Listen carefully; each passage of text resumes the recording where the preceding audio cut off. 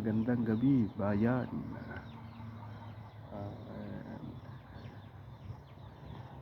Nagsisimula ako ulit mag magtanim ng dati ko. Sisimulan ko na ulit na magpapatubo ng ng gulay. Kasi kararating lang yung order ko na buto. Kaya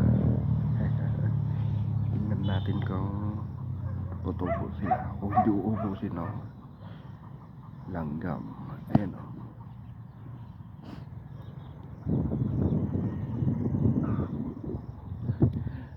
Diyan ko nilagay. Tapos nakalimutan ko.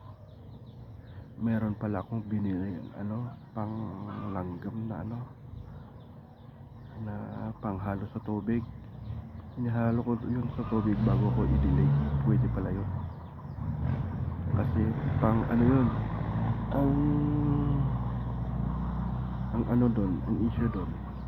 Hindi lang langgam yung aanohin yun, papatayin nun, kundi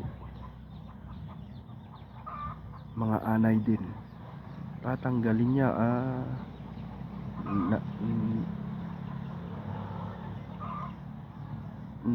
ko na yan na testing ko na sa kwarto ko. Wala pang isang oras, patay na agad yung mga langgam na nakandan doon.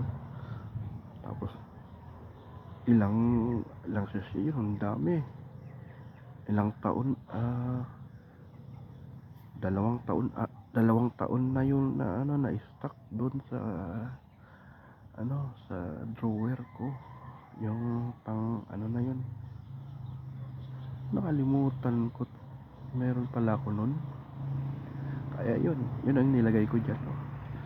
Hindi na siguro sila pupunta dyan kasi nilagyan ko ng protection.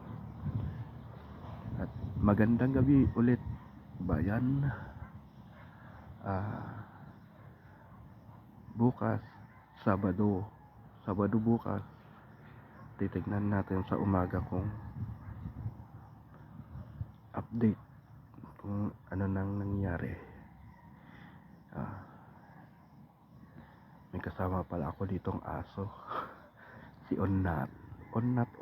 Ayan papakita ko.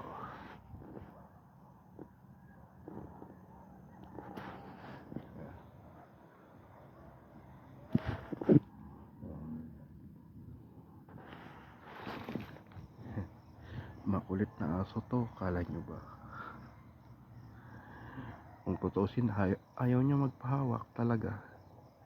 Pero pag sa akin naman, magpapahawak naman. Pero ngayon, nahahawakan ko ulit.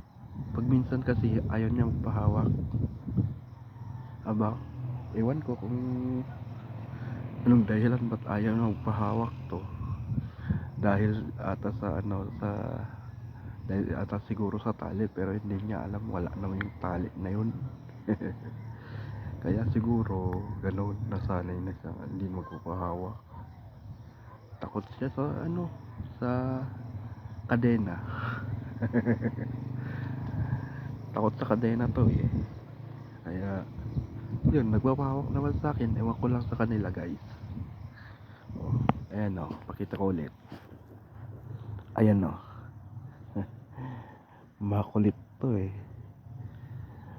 ay makulit na aso to.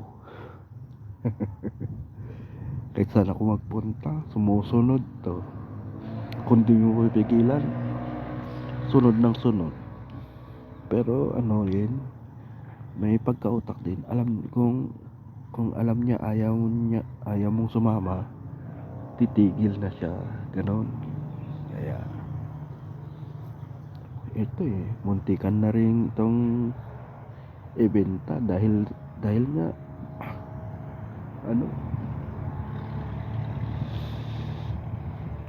nanghuhuli ng sisiw, pero hindi baka siguro yung mga ibang aso. Yun ang naano ko dito. Ito makulit At sa ngayon, guys,